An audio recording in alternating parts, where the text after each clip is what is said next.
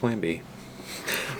What's up, guys? Welcome to the show. We're having a little record button issue there, so we got to figure it out. So we're back, obviously, with our standard production quality for this week.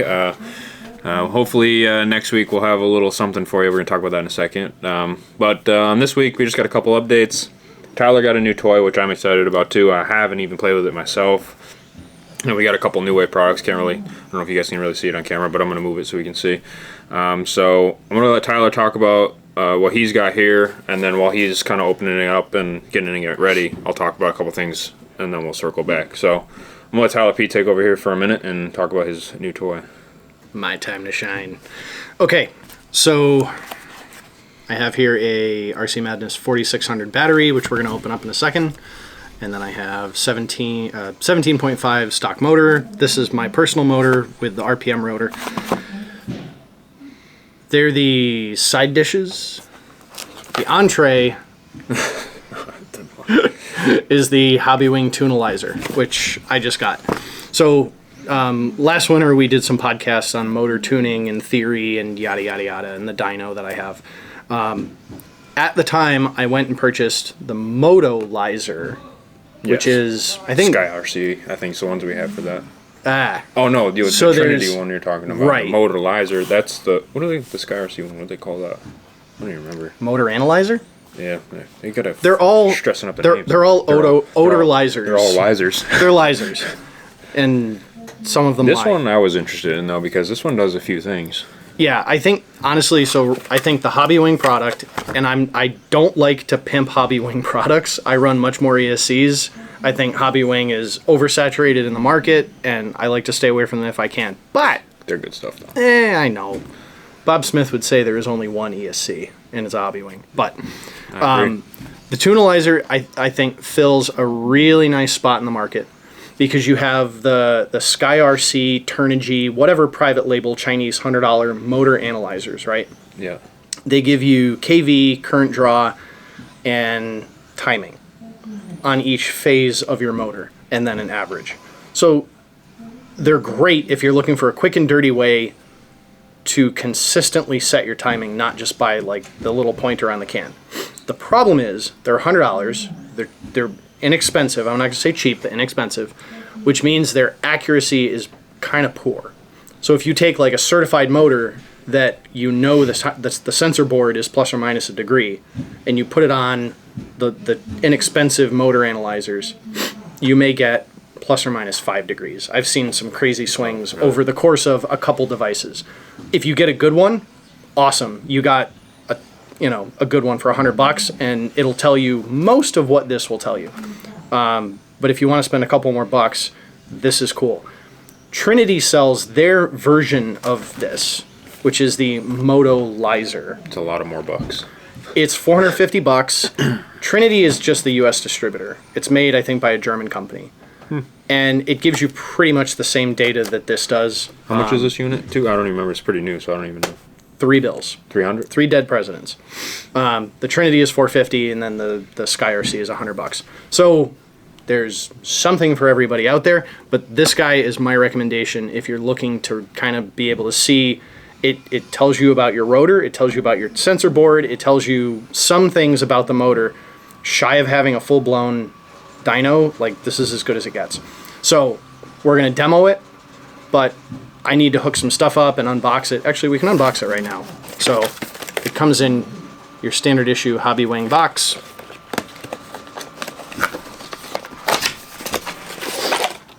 Oh, nice.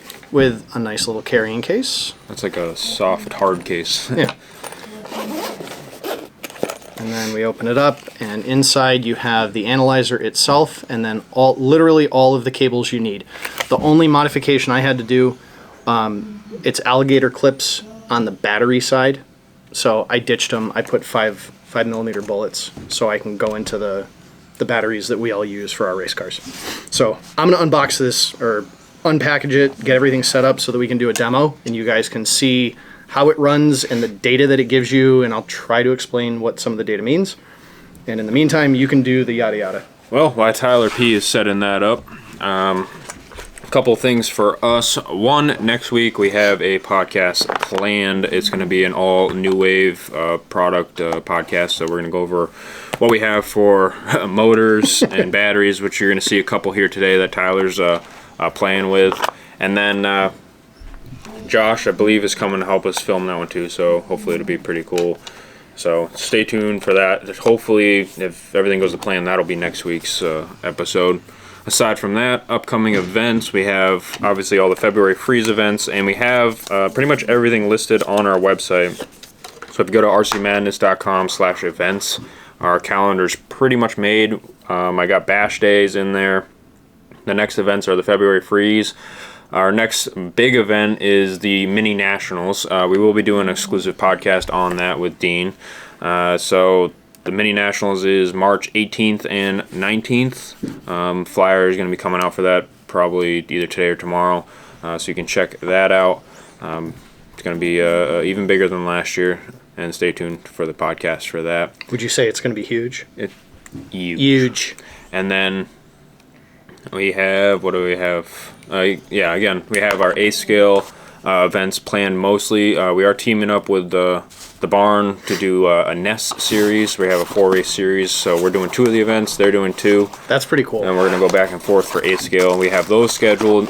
I don't know if they have their dates posted. I only put our dates. We're doing race 2 and 4. So you can check those out for the A-scale guys. I think we have pretty much, and then we have the turf events planned.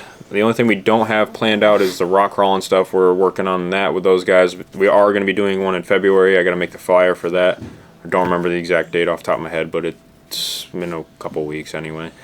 Other than that, I think that's about all I had, and it looks like it was the perfect amount of time because it looks like Tyler's ready. Yeah. So I'm going to bring the camera in here so we can kind of see this this setup a little better.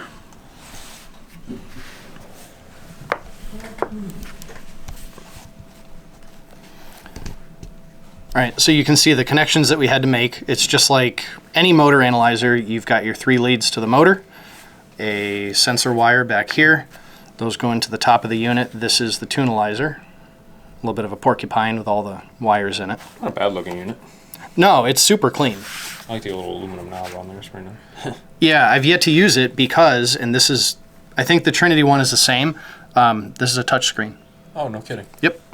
So all you need is a standard issue battery, hook your terminals up, and as long as the voltage is 7.6 or higher, so storage voltage or higher, the Tunalyzer regulates the voltage to the motor when it tests it down to, I think, 7.4. So you don't need to fuss over having like a fully charged battery or whatever. So can we get a look at the screen there? So we have a couple of run modes in the analyzer.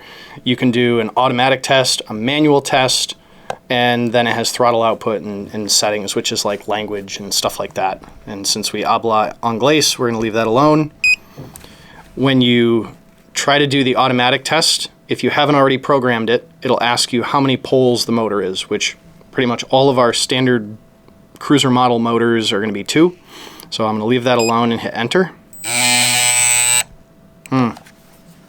She didn't like something there? Nope, that's operator error. What are they, clips touching? Well, or I got one flipped. Yeah, I have them act backwards.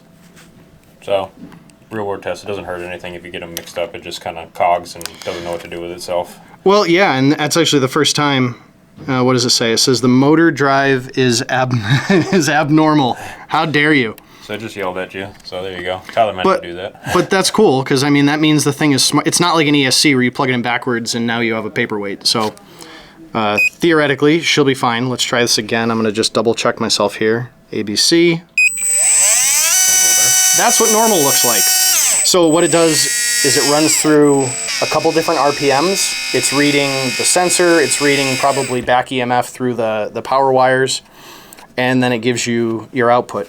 So, like I said, it regulates the test voltage to 7.4. So as long as your battery is above that, I think you're fine.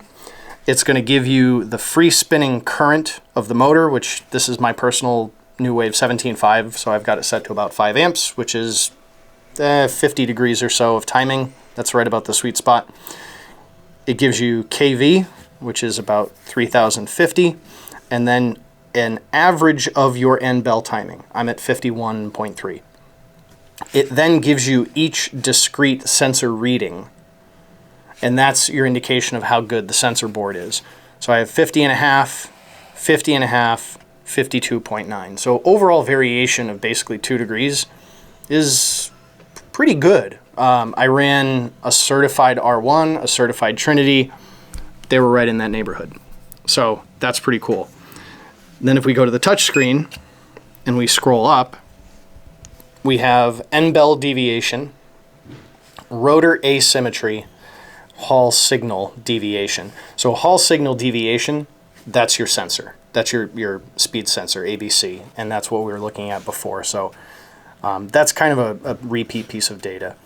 Rotor asymmetry is how balanced your rotor is. Not physically balanced, but magnetically balanced. So you have a north and a south pole. In theory, each should be 180 degrees of the rotor. This is telling us that we have one side that's looks like 0.2 degrees bigger than the other. So we've got, positive is 179.8 and negative is 180.8, which is all of these numbers on this new wave motor are best in class as far as I'm concerned. They are as good as a top tier $150 certified motor, which is pretty cool. And then it also gives you temperature, which I think it's inferring through the resistance of the windings, because you can make that calculation. And that's pretty much it. It also has Bluetooth capability. I think there's some connectivity to an ESC that you can do other things. But it's pretty cool. So the neat thing with this, just like the other analyzers, just like having the Mini Pro dyno, is it tells you your current draw for a given timing. And as you turn up the timing, you get more RPM, you stretch that power band out, but your current draw goes up too. Right. So it's finding that inflection point where you stop gaining a little bit of current draw and it spikes, where you want to back your timing back down so you're getting maximum performance without creating a bunch of waste heat and inefficiency. Yeah, that's what I always tell people about the timing. Where do you set it? And honestly, without a machine like this, it's really hard to tell exactly where to set it. But there's really a point of diminishing return when it comes to just cranking the timing up. So yep, you just start building heat and with really no gain. So yeah, exactly. And it's like I said, it's not like a nice linear curve where you go from 40 to 50 and you see the same change as 50 to 60. When you get to a point where you go from say 52 to 54, 55, and your current doesn't go up by 1 or 2 amps, it doubles. Right. So these are great tools. One, if you're running stock class and you're like a psychopath and you want to have like a bunch of motors and figure out what's my best sensor board, what's my best rotor, what's my best, stator to a lesser extent, you can use this to cherry pick the best components, put together your Frankenstein motor, and then tune it. Whereas, the only other way to do it is to have a device for the rotor, a device for the stator, and all these other pieces of equipment. Pretty much does the same thing as the Motolyzer, is to just think the Motolyzer is a little more accurate. I mean, when I use the Motolyzer, it's essentially telling me the same exact stuff. It does. The data it provides is very similar. I'm going to hold back from making a comment as to whether it's less accurate or more accurate. It's hard to say. I would need to have both of these and a motor that has been run and I know what it looks like. Yeah. To be able to run it on the other, on each device and then say, okay, this guy agrees with the gold standard, this other one does not. My opinion is this is good enough for who it's for. When you're down to reading tenths of a degree on a sensor board the size of a nickel, I mean, that's crazy, crazy precise. Yeah, that's true. So far, I like it. I've run a bunch of motors. Yeah, nice unit. Winter season, time to tinker. So. Yeah, that's the Hobbywing Tunalyzer for you guys there. We will have these in the shop shortly. Tyler P beat us to it. But we'll have them soon, and I'll probably have one for the shop so we can test our motors out a bit. So that's pretty cool. That's the other thing is I know you guys do like spec built cars, to sell to customers, I'd love to see motors right when they come out of the box, run them, because I love data. Yeah. Just to see how they look, and I think the new wave motors are good. And you guys have the torque rotors and the RPM rotors, and there's a bunch of different ways you can tune them. Oh yeah. Is that a segue into next week's podcast? I believe it is. Perhaps. Next week, New Wave podcast. We're not just going to talk about the motors either. We're going to talk about basically everything that we have brought in. The batteries. Batteries have been pretty killer. The batteries I'm like legit amped on the batteries. They're good. I've been running them in my mod car, and yeah, I've been obviously good. I've been running them and everything too, but and I bought a fatty pack and put it on Manny's iCharger, and the numbers were really, really good. The 6400. Yep. That's what I got in my F1 car. Yeah. But yeah, that's going to be all next week. And if you want to check it out at teamnewwave.com, we have our own website for the Team New Wave products, which we will be showing that on there too. But so yeah, that's what we really wanted to talk about was the Tunalyzer this week. Tyler P brought it in and everything just for this. Great little unit here. Like I said, we'll have them in the shop soon. And yeah, I don't think I got much else other than we got some new t-shirts and stuff up at the shop I made, and if you're looking to have some t-shirts made, let me know. I got it down pretty good now. But yeah, that's pretty much it for me. Yeah. Guys, stay tuned for next week. It's going to be a more in-depth a podcast about the New Wave products. It's going to be good. Stay tuned. Yeah, for sure. I've done a fair amount of tinkering on. Well, I've been running the mod motors, and I started tinkering on the stock motors. So I have comments. Yeah, me too. But anyway, guys, thanks for watching. We will see you all next week.